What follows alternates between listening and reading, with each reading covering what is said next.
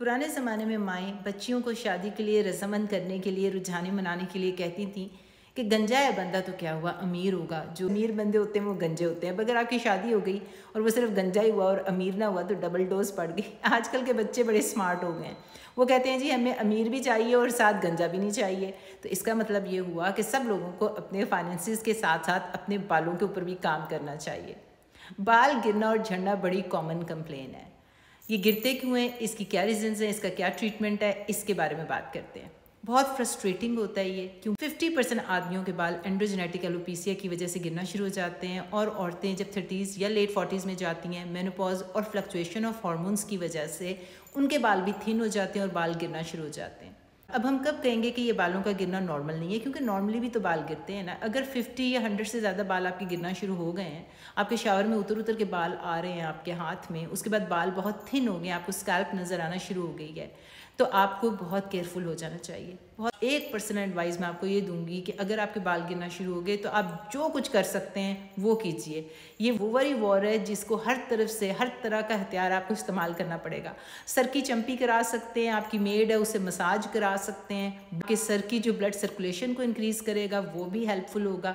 Actually मैं आपको evidence based science सिखाती हूँ कि साइंटिफिकली आपने क्या करना है, लेकिन घर के टोटके सर पे अंडा मलना है या आपने अनियन प्याज का जूस मलना है, उससे सर्कुलेशन या ब्लड फ्लो इंक्रीज़ होगी तो बाल आपके थिक हो जाएंगे। जो भी टोटके आप इस्तेमाल कर सकते हैं, आपके लिए जो काम करते हैं वो कर ले, as long as they are safe. पहले रीज़न टेलोजन एफ्लुवियम, ये रिवर्सिबल होती है क्योंकि इसके अंदर कॉज होती है। अगर आप उस कॉज को हटा देंगे तो आपके बाल पहले की तरह हल्दी हो जाएंगे या जिस सिचुएशन में थे उस पर वापस चले जाएंगे। अगर आपने बहुत क्रैश डाइट की थी, न्यूट्रिशनल डेफिशिएंसीज हो गए, अगर आप बीमार हैं, सर्जरी की है, कोई क्रॉनिक इलनेस हो गई है, कोई कैंसर हो गया, कोई ऐसी मेडिसिन ले रहे हैं जिसकी वजह से आपकी बॉडी के ऊपर स्ट्रेस आ गया, या फिर मेंटल स्ट्रेस, एंग्जाइटी अगर आपको हो गई है तो आपके बाल गिरना शुरू हो जाएंगे। पोस्टपार्टम स्ट्रेस, बच्चा पैदा करने के बाद जो औरतों के ऊपर फिजिकल स्ट्रेस पड़ता है उसकी वजह से उनके बाल उतर उतर के हाथ में आना शुरू हो जाते हैं, बहुत कॉमन कंप्लेन है।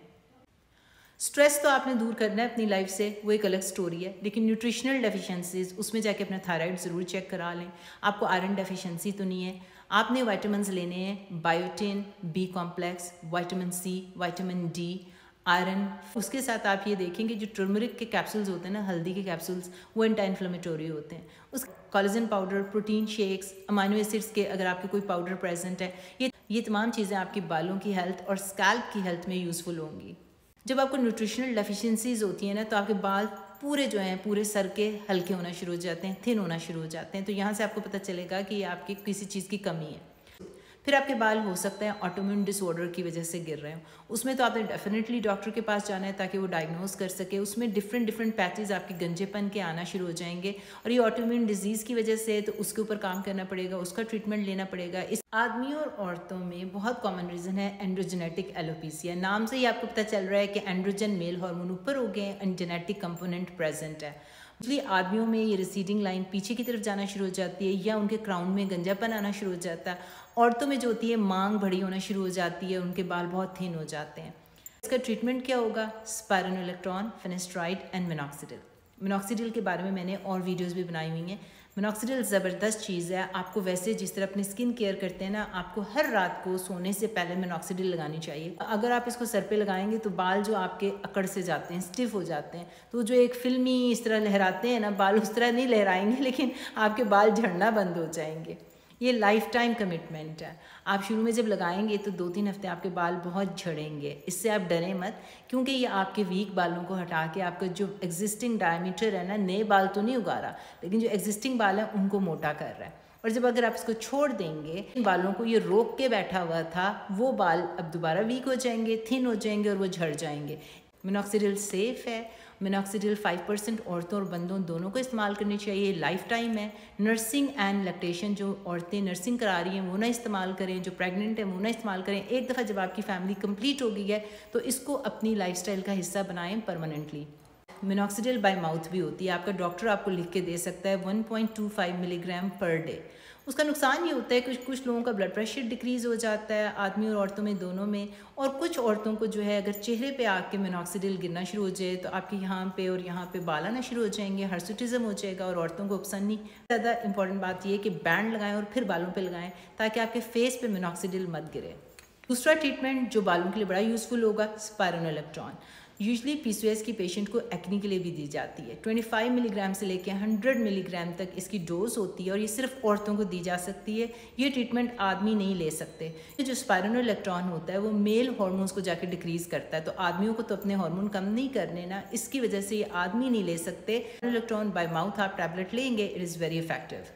तीसरी medicine finasteride 1 milligram per day. आदमी और औरतें ये टैबलेट ले सकते हैं। औरतों को हमेशा तब लेनी चाहिए जब उनकी फैमिली कंप्लीट हो गई हो या मेनोपॉज के बाद हो, क्योंकि ये प्रेगनेंसी में फीटस को अफेक्ट करता है। दूसरा साइड इफेक्ट ये है कि औरतों और आदमियों की सेक्सुअल डिज़ायर को कम करता है। इसकी वजह से कुछ लोग ये लेना पसंद नहीं करते, लेकिन लो डोज में 1 milligram per day is very effective. झड़ते हुए बालों को रोकेगा। इसके बाद अपना शैम्पू बदल लें। अगर आपको डैंड्रफ है तो यूजली डॉक्टर आपको 2% निजरॉल शैम्पू लिख के देता है, लेकिन अगर आपको डैंड्रफ नहीं है और सिर्फ बाल झड़ने का मसला है तो ओवर द काउंटर आपको मिलेगा 1% निजरॉल। ये जो है इसको रूटीन बना लें, हफ्ते में 2 से 4 दफ़ा इसको इस्तेमाल कीजिए। आप स्कैल्प की हेल्थ को इम्प्रूव करेगा, जितना फंगस है वहाँ से हटाएगा, डैंड्रफ हटाएगा, तो आपको काफ़ी फ़ायदा होगा। रोज़मेरी ऑयल स्टडीज़ ने दिखाया ऐसे ही काम करता है जैसे मिनॉक्सिडिल काम करता है। मसाज के लिए कोई अगर आप ऐसी चीज़ें ले लेते हैं ना तो ये बहुत अच्छी होती हैं। ये अच्छी तरह दबा के जब आप करेंगे ना तो आपका पूरा स्कैल्प हिलेगा, उससे ब्लड फ्लो ज़्यादा होगा, तो बालों की हेल्थ अच्छी होगी। फिर ये laser light, low laser light evidence based science काम करती है, बालों की हेल्थ के लिए बहुत अच्छी है। महंगी चीज़ है, लेकिन अगर आप पैसे जोड़ के भी इन्वेस्ट करना पड़े, आई वुड हाईली रिकमेंड कि ज़रूर ख़रीद लें। हेयर ट्रांसप्लांट तो बिल्कुल लास्ट रिजॉर्ट है, लेकिन काम करता है आदमियों के अंदर बड़ा ज़बरदस्त। औरतों में ज़रा मुश्किल हो जाएगा क्योंकि शेव नहीं कराना चाहती वो, लेकिन stem cell grafting really works for women.